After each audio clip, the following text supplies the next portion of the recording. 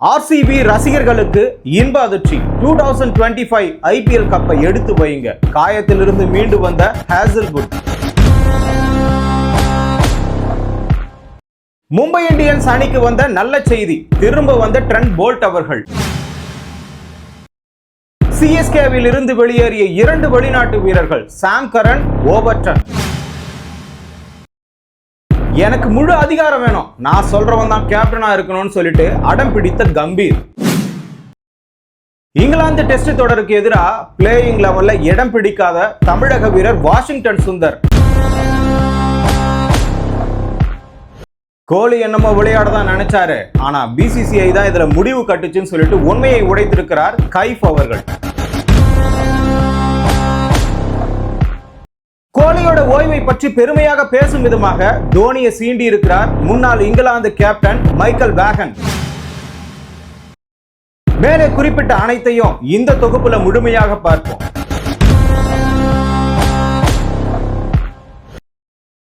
எல்லாருக்குமே தெரிஞ்சு போன விஷயம் தான் ஐபிஎல் தடை பெற்றது. இதற்கு காரணம் பாகிஸ்தான், அந்த ஒரு போர் நடவடிக்கை மட்டும்தான். அப்படி இருக்கும் பொழுது இந்த இடத்துல மறு அட்டவணை சீரமைக்கப்பட்டு எல்லார்கிட்டையுமே கொடுக்கப்பட்டது, எல்லா அணிக்குமே வழங்கப்பட்டது. அதன்படிதான் 6 இடத்துல இந்த இடத்துல நடைபெற போகுதுன்னு சொல்லிட்டு போன வீடியோல முழுமையாக பார்த்திருப்போம்.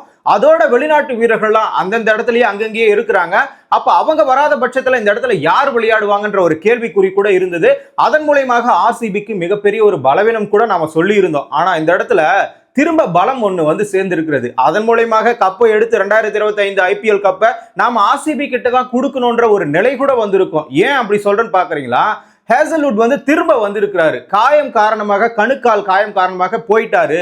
இந்த இடத்துல ஜூன் 11ஆம் தேதி வேர்ல்டு டெஸ்ட் சாம்பியன்ஷிப் ஆஸ்திரேலியாவுக்கும் சவுத் ஆப்பிரிக்காவுக்கும் நடைபெற போகிறது. அதுவும் இல்லாம மே 29ஆம் தேதி 3 ஓடிஐ தொடர், 2 T20 உட்பட இங்கிலாந்துக்கு வெஸ்ட் இண்டீஸுக்கும் நடைபெற போகிறது. இதன் மூலமாக ஐபிஎல்லில் விளையாடுகிற 20 வெளிநாட்டு வீரர்கள் இந்த இடத்துல விளையாட மாட்டாங்கன்னு சொன்னோம். ஆனா இந்த இடத்துல முன்னாடியே முடிவு பண்ணாங்கப்பா, மே 25ஆம் தேதி ஐபிஎல்லோட ஃபைனல் முடிஞ்சு போகும்.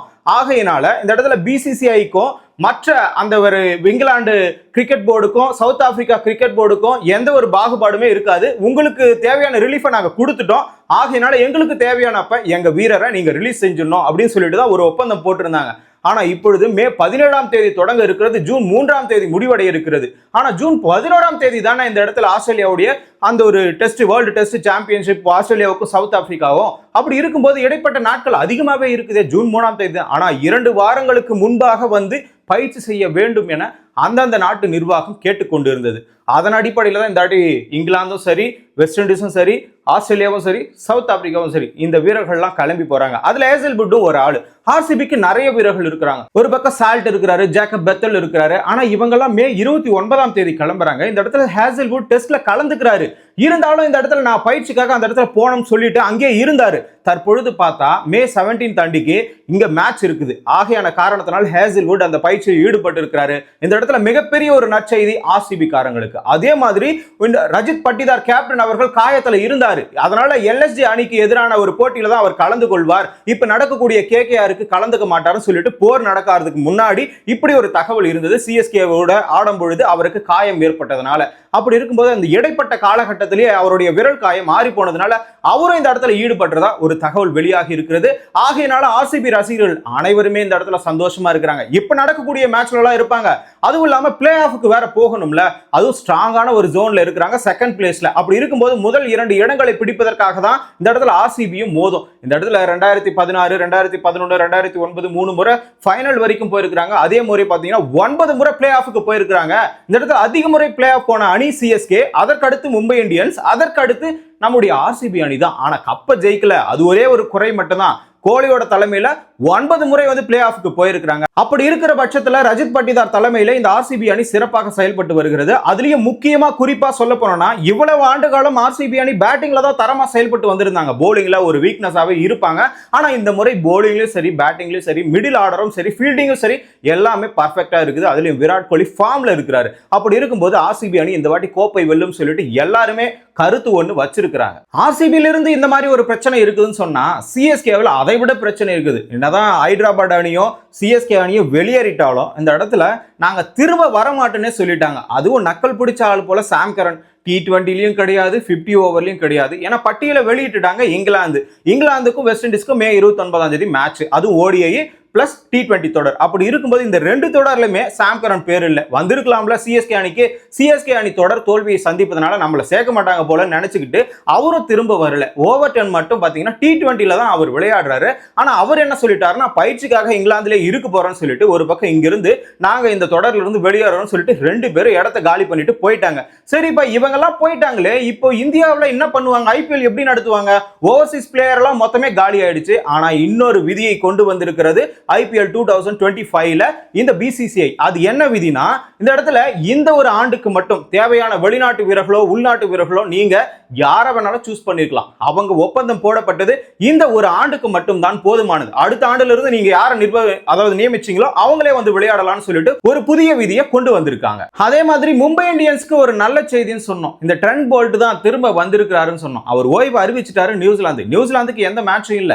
ஆனா இந்த இடத்துல ஒரு பக்கம் வதந்தி இருக்கிறது. பாகிஸ்தான் போர் நடவடிக்கை ஏற்பட்டிருப்பதனால இந்த இடத்துல ட்ரோன்லாம் வீசுவாங்க. அதனுடைய பயத்தின் காரணமாக யாருமே இந்த இடத்துல ஒரு பக்கம் சுதந்திரமா செயல்பட முடியாது பிளேயிங்ல இருக்கும் பொழுதுன்னு சொல்லிட்டு ஒரு வதந்தி இருக்கிறது. ஆனா அதையெல்லாம் பொருட்படுத்தாம ஒரு பக்கம் போல்ட் வந்து அங்கிருந்து கிளம்பி மும்பை இந்தியன்ஸ்ல நான் விளையாட போறேன்னு வந்திருக்கிறாரு. இதன் அடிப்படையில் ரிக்கல்டனோ இன்னொரு பக்கம் வில் ஜாக்சன் இந்த ரெண்டு பேர் மட்டும் தான் வெளியே போறாங்க. அப்படி போகும்போது இந்த இடத்துல ஓப்பனிங் ஆர்டர் கொஞ்சம் கலையுது. அதே மாதிரி மிடில் ஆர்டர் ஸ்ட்ராங்கா இருந்தது, அதுவும் கலையுது. ஆனா ட்ரெண்ட் போல்ட் போயிருந்தா கண்டிப்பா இந்த இடத்துல ஓப்பனிங் அந்த ஃபாஸ்ட் பவுலிங்லேயே வந்து ஸ்பின் பண்ணக்கூடிய இரண்டு பேர் யாருன்னு பாத்தீங்கன்னா தீபக் சாகரும் ட்ரெண்ட் போல்ட் தான். இந்த ரெண்டு பேர் ஒருத்தர் கழிஞ்சிருந்தா கூட பும்ரா முதலியே வந்துட்டு கடைசி நேரத்தில் டெத் ஓவர்ல அவர் போட முடியாத ஒரு சூழல் ஏற்பட்டிருக்கும். ஆனா இந்த இடத்துல போலிங் ஸ்ட்ராங்கா இருக்குது. போலிங் ஸ்ட்ராங்கா இருக்கிற பட்சத்துல அவங்களும் கப் அடிக்கிற ஒரு சூழல் இருக்கும். ஏன்னா தொடர்ந்து 6 போட்டிகள் வெற்றி பெற்று 14 புள்ளிகளுடன் 4வது இடத்துல இருக்கிறாங்க. நடக்கக்கூடிய 2 போட்டிகளை வெற்றி பெற்றால் அவங்க தான் ஃபர்ஸ்ட் 2 பிளேஸ்ல இருப்பாங்க. அப்படி இருக்கிற பட்சத்துல இந்த வாட்டி அந்த ஒரு கோப்பையில மும்பை இந்தியன்ஸுடைய பெயர் பதிக்கப்படும் அப்படின்னு சொல்லிட்டு எல்லாருமே விமர்சனம் செய்யறாங்க. ஏன்னா இந்த சிஎஸ்கேவும் சரி மும்பை இந்தியன்ஸும் சரி பிளே ஆஃப்க்கு வராத வரைக்கும் தான் நல்லது. வந்துட்டா மிச்சம் இருக்கக்கூடிய 8 அணிகளுக்கும் இங்க பயம் தான். ஏன்னா அவனுங்க உள்ள வந்தா கப் அடிக்காம வெளியே போக மாட்டானுங்க. அது மும்பை இந்தியன்ஸ் இருந்தாலும் சரி சிஎஸ்கேவா இருந்தாலும் சரி. அந்த விதத்துல சிஎஸ்கே வெளியே போனது மற்ற அணிகளுக்கு எல்லாம் பாதுகாப்பா இருக்குது. ஆனா மும்பை இந்தியன்ஸ் கண்டிப்பா வெளியே போகாது. கண்டிப்பா பிளே ஆஃப்க்கு மேல ஏறும். இதுல ட்ரெண்ட் போல்ட் மிகப்பெரிய ஒரு பலமாக மாறி இருக்கிறார். இதுதான் வந்து மும்பை இந்தியன்ஸ்க்கு மிகப்பெரிய ஒரு சந்தோஷமான செய்தி. ஏன் இது சந்தோஷமான செய்தினா 12.5 கோடிக்கு எடுத்திருக்கிறாங்க. அதுவும் இல்லாம 18 விக்கெட்டை இந்த ஒரு சீசன்ல எடுத்திருக்கிறாரு. பர்பிள் கேப் போட்டியில வந்து 4வது இடத்துல இருக்கிறாரு. 8.49 எக்கனாமி ரேட்ல இருக்கக்கூடியவர் இந்த ட்ரெண்ட் போல்ட். அப்படிப்பட்டவரை தவற விட முடியுமா? மிகப்பெரிய ஒரு பர்ஃபார்மர், ஃபர்ஸ்ட் ஸ்பெல்ல விக்கெட் எடுக்கக்கூடியவர். அப்படி இருக்கும்போது அவரை தவற விட்டுட்டு மற்ற ஒரு போலரை எடுத்துட்டு வந்தா அந்த இடத்துல ப்ராப்ளம் தான் ஆகும். அந்த இடத்துல பாருங்களேன், ஹார்திக் பாண்டியாவும் ஸ்ட்ராங்கா இருக்காரு. இன்னொரு பக்கம் ஜஸ்பிரீத் பும்ரா, இன்னொரு பக்கம் தீபக் சாகர், இன்னொரு பக்கம் ட்ரெண்ட் போல்ட், அதுக்கப்புறமா அஸ்வினி குமார், அதுக்கப்புறமா கரண் சர்மா. இவ்வளவு பவுலர் பர்ஃபார்மன்ஸ் அது உள்ள இருக்கும் பொழுது பேட்டிங் ஆர்டர் ரிக்கல்டனும் வில் ஜாக்ஸ் மட்டும் தான் அங்க காணும். ஆனா அதற்கு மாற்று வீரர்கள் உள்ள இருக்கிறாங்க. அவங்கள வச்சு அவங்க மேனேஜ் பண்ணிப்பாங்க. ஆகையினால கப் இந்த வாட்டி மும்பை இந்தியன்ஸ்க்கு எழுதுங்கடான்ற மாதிரி தான் அந்த மும்பை இந்தியன்ஸ் ரசிகர்கள் எல்லாருமே மீம்ஸ் கிரியேட் பண்ணி வராங்க. இவையெல்லாம் ஐபிஎல் சார்ந்த ஒரு நிகழ்வுகள். கோலி இந்த இடத்துல ஓய்வு பெற்று விட்டார். ரோஹித் சர்மாவும் ஓய்வு பெற்று விட்டார். மே 7ஆம் தேதி ரோஹித் சர்மாவும் மே 12ஆம் தேதி விராட் கோலியும் ஓய்வு பெற்று விட்டார்கள். இந்த ஓய்வில் வந்து மிகப்பெரிய ஒரு சிக்கல் இருக்கிறது. ரோஹித் சர்மாவை எல்லாருமே விட்டுட்டாங்க. ஏன்னா 38 வயசு ஆகுது. 36 வயசுல எப்படிப்பா நீ ஓய்வு அறிவிச்சன்ற மாதிரி தான் எல்லாருக்குமே சந்தேகம் இருக்கிறது. சச்சின் அவர்கள் 40, ராகுல் டிராவிட் அவர்கள் 39, லட்சுமணன் அவர்கள் 38, ரோஹித் சர்மா அவர்கள் 38. ஆனா விராட் கோலி வெறும் 36. கேப்டன் கூட கிடையாது. அப்புறம் ஏன் அவர் ஓய்வு அறிவிக்கணும்? இந்த இடத்துல பிசிசிஐக்கும் அந்த ஒரு பிசிசிஐ நிர்வாக குழுக்கும், அதுவும் இல்லாம தேர்வு குழு, அதுவும் இல்லாம தலைமை பயிற்சியாளர் சொல்லக்கூடிய கம்பீருக்கும் விராட் கோலிக்கும் ஏதோ எதிர்முனையில நடந்திருக்குன்னு சொல்லிட்டு முகமது கைஃப் அவர்கள் சொல்லியிருக்கிறாரு. இந்த இடத்துல அவருடைய ஃப்ரெண்ட் சரந்தீப் சிங் கிட்ட போயிட்டு நான் இங்கிலாந்து தொடர்ல பயங்கரமா ஆட போறேன்னு சொல்லியிருக்காரு. 4 சதம் அடிக்க போறேன்னு சொல்லியிருக்காரு.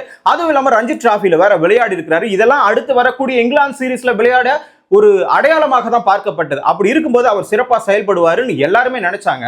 ஆனா இந்த இடத்துல ஸ்டார் வீரர்கள் சொல்லக்கூடிய அந்த பொசிஷனை அழிக்கணும்ன்றது தான் கம்பீருடைய மிக முக்கியமான ஒரு நோக்கமாக பார்க்கப்படுகிறது. ஏன்னா அவங்க ஸ்டார் வீரர்கள்னா அவங்க சொல்றதுதான் இங்க கோச்சரும் சரி எல்லாருமே சேர்க்கணும். ஒரு பக்கம் கிரேக் சாப்பல் இருந்தாரு, கங்குலியை கேப்டனா இருந்து தூக்கி அடிச்சாரு. சச்சின் கிட்ட போயிட்டு நீ கேப்டன் ஆகுன்னு சொன்னாரு, ஆனா அவர் ஏத்துக்கல. அப்படி இருக்கும்போது இந்த கோச்சருக்கும் இவங்களுக்கும் பரிமாணம் வந்து அன்பு வந்து திகழுதா இல்லையான்றது இங்க நிறைய இருக்கு. ஏன்னா ரவி சாஸ்திரிக்கும் கோலிக்கும் ஒரு பாண்ட் இருந்தது, ராகுல் டிராவிடுக்கும் இன்னொரு பக்கம் ரோஹித் சர்மாவுக்கும் ஒரு பாண்ட் இருந்தது. ஆனா இந்த இடத்துல வந்து பாத்தீங்கன்னா அந்த மாதிரி ஒரு பாண்டை கிரியேட் பண்ண முடியல. இந்த இடத்துல 25 வயது இருக்கக்கூடிய கில்ல தான் கேப்டன் ஆக்க போறேன்னு சொல்லிட்டு ஒத்த கால பிடிவாதமாக இருக்கிறார் கௌதம் கம்பீர் அவர்கள். இந்த ஸ்டார் வீரருக்கான அங்கீகாரத்தை முழுசா ஒழிச்சு கட்டிட்டாரு. கில்ல தான் கேப்டன் ஆக்க போறாருன்னு சொல்லிட்டு ஒரு பக்கம் பிடிவாதமாக இருக்கிறார் பிசிசிஐ கிட்ட. அதுவும் இல்லாம கைஃப் அவர்கள் என்ன சொல்லி இருந்தாருன்னா விராட் கோலியை பத்தி ஒண்ணுமில்லைங்க, இந்த இடத்துல வந்து 2020க்கு அப்புறமா 5 வருஷத்துல 2025 30 பேட்டிங் ஆவரேஜ் மட்டும் தான் வச்சிருக்கிறாரு. அதுக்கு முன்னாடி பொதுவா 55 வச்சிருந்தாரு. தற்பொழுது அது 42 மாறி இந்த 5 வருஷம் பிட்வீன் கேப்ல மட்டும் பாத்தீங்கன்னா 30 ரன் தான் வச்சிருக்காரு. இப்படி 30 ரன்னுக்கு டெஸ்ட்ல வச்சிருக்கக்கூடிய ஒரு நபரை உள்ள வச்சிருக்க முடியுமா? இதை தான் எழுப்பி இருப்பாங்க பிசிசி. இப்படி இருக்கக்கூடிய நபரை எங்களால் எடுக்க முடியாது. ஒரு புதிய வீரரை எடுத்து நாங்க 2 வருஷத்துக்கு கட்டமைச்சு வேர்ல்டு டெஸ்ட் சாம்பியன்ஷிப்க்கு நாங்க ரெடி பண்ணணும். அதுவும் இல்லாம 3 ஃபார்மட்லயும் அந்த பிளேயரை நாங்க ரெடி பண்ணணும். ஆகையான காரணத்தினாலதான் இவரை வெளியே அனுப்பிக்கலான்ற ஒரு யூகம் கூட நான் கண்டு இருக்கிறேன். ஏன்னா இது யாராலுமே சொல்ல முடியாது. பிசிசிஐக்கும் விராட் கோலிக்கும் என்ன நடந்தது யாராலும் சொல்ல முடியுமா?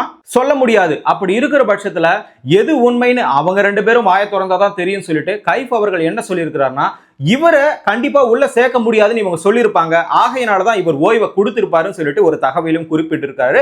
ஆனா மைக்கேல் வேகன் என்ன சொல்லியிருக்கிறார்னா இந்த 10 வருஷம் அதாவது T20 20 வருஷத்துக்கு முன்னாடி தான் அங்கீகரிக்கப்பட்டது. அதனால 3 ஃபார்மேட் இப்ப நல்லாவே பயங்கரமா பெர்ஃபார்ம் பண்ணக்கூடியவர் தான் இந்த விராட் கோலி. அவருக்கான அங்கீகாரம் அந்த இடத்துல கொடுத்திருக்கணும். அதுவும் இல்லாம கடந்த 10 வருஷமா தான் இந்த டெஸ்ட் கிரிக்கெட்ல இந்திய அணி மிகப்பெரிய ஒரு ஆர்வம் காட்டுகிறது. இந்திய அணி ரசிகர்கள் அந்த மக்கள் எல்லாருக்குமே ஆர்வம் வந்தது. தோனியோட பீரியட்ல இருக்கும் பொழுது கிடையாது. இப்படிதான் தோனியோடைய அது கோலியோடைய ஓய்வை குறித்து பேசும்போது தோனியை சீண்டிய தருணம் இதுதான் மைக்கேல் வேகன். இதெல்லாம் வந்து பொறாமை குணம் தான். அவரு எல்லா ஃபார்மேட்லயும் நல்லா விளையாடலாம். ஒயிட் பால்ல செமையா விளையாடினாரு தோனி, உண்மைதான். ஆனா டெஸ்ட் கிரிக்கெட்ல கொஞ்சம் கீழே இறக்கிட்டாரு. இருந்தாலும் ஃபர்ஸ்ட் பிளேஸுக்கு முதல்ல கொண்டு போயிருந்தாரு. அதுக்கப்புறமா தான் 3 ஃபார்மேட்டையும் அவரால் ஹேண்டில் பண்ணல முடியலன்னு சொல்லிட்டு தான் ஓய்வு அறிவிச்சுட்டு 2 ஃபார்மேட்டை மட்டும் கையில எடுத்தாரு.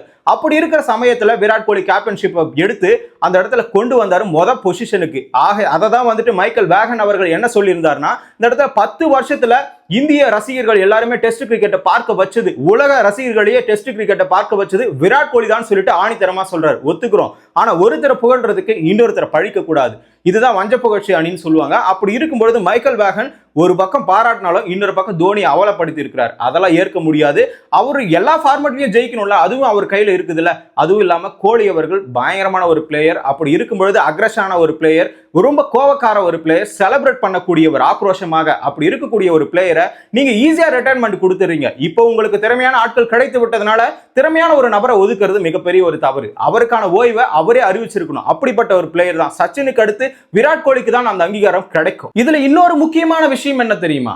A+ கொடுத்து வச்சிருந்தாங்க ஒப்பந்தத்தின் அடிப்படையில் பிசிசிஐ விராட் கோலிக்கும் ரோஹித் சர்மாக்கும் ஜஸ்பிரீத் பும்ராவுக்கும் ஜடேஜாவுக்கும். ஜஸ்பிரீத் பும்ராவுக்கும் ஜடேஜாவுக்கும் அப்படியே தான் இருக்குது.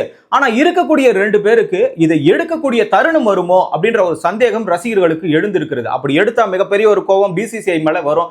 ஆல்ரெடி கோலி கிட்ட நீங்க கெஞ்சி கேட்டிருக்கணும், நீங்க விளையாடி ஆகணும் இங்கிலாந்து சீரீஸ் சொல்லிட்டு கெஞ்சி கேட்டிருக்கணும் சொல்லிட்டு சமூக வலைதளத்துல பிசிசிஐ பொளந்து கட்டி இருக்கிறாங்க. இந்த இடத்துல அக்டோபர் 1 2024 இருந்து செப்டம்பர் 30 2025 வரைக்கும் இந்த A+ அதாவது 7 கோடி 3 ஃபார்மேட்ல விளையாடக்கூடிய பிளேயர்களுக்கு 7 கோடி வழங்கப்படும் சம்பளம் ஆண்டுக்கு அப்படின்னு சொல்லிட்டு ஒதுக்கி இருந்தாங்க. ஆனா இந்த இடத்துல 2 ஃபார்மேட்ல விளையாடல ரோஹித் சர்மாவும் கோலியும். இருந்தாலும் அதை தூக்க கூடாதுன்னு சொல்லிட்டு இப்ப வரைக்கும் பிசிசிஐ காத்து கொண்டிருக்கிறது. மீறி தூக்குனா ரசிகர்களுடைய ஆக்ரோஷத்துக்கும் கோபத்துக்கும் ஆளாகி விடுவாங்க. ஆல்ரெடி பொளந்து கட்டிட்டு இருக்காங்க விராட் கோலி தூக்குனதுக்கு.